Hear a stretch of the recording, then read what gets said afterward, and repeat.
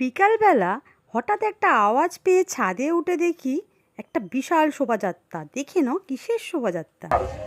জয় শ্রীরাম, জয় জয় শ্রীরাম, জয় জয় শ্রীরাম, জয় শ্রীরাম। দেখলাম লরির ওপর দেখো কত বড় রাম মূর্তি। রাম ঠাকুরের মূর্তি দেখে আমাদের শ্রুতি তো বলেই উঠল জয় শ্রীরাম। আর শ্রুতি তো ভীষণ খুশি হলো। এই প্রথমবার ও দেখলো। প্রতি বছরই আমাদের বাড়ির সামনে দিয়ে একটা এই শোভাযাত্রাটা হয়, ভীষণ ভালো লাগে। আর এই দেখো কত বড় মূর্তিটা। আর শ্রুতি শ্রুতি কত বড় কত কত পতাকা, ওর এত ভালো লেগেছিল। ও একটা পতাকা একজন তো চেয়েই ফেললো।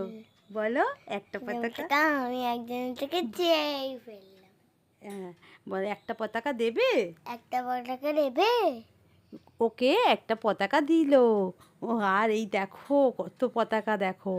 আমাদের তো ভীষণ ভালো লেগেছে। তোমাদের এই শোভাযাত্রাটা কেমন লাগলো? তো তোমাদের বাড়ির সামনে দিয়েও কি এরম গিয়েছে কখনো? অবশ্যই তোমরা যদি এরম বিরাট শোভাযাত্রা দেখে থাকো অবশ্যই বলো। আর ভিডিওটা ভালো লাগলে অবশ্যই লাইক করো। আর এই দেখো আমাদের শ্রীরাম জয় শ্রীরামের কত বড় পদযাত্রা হচ্ছে। কত কত লোক এখানে দাঁড়িয়ে আছে লাইন দিয়ে।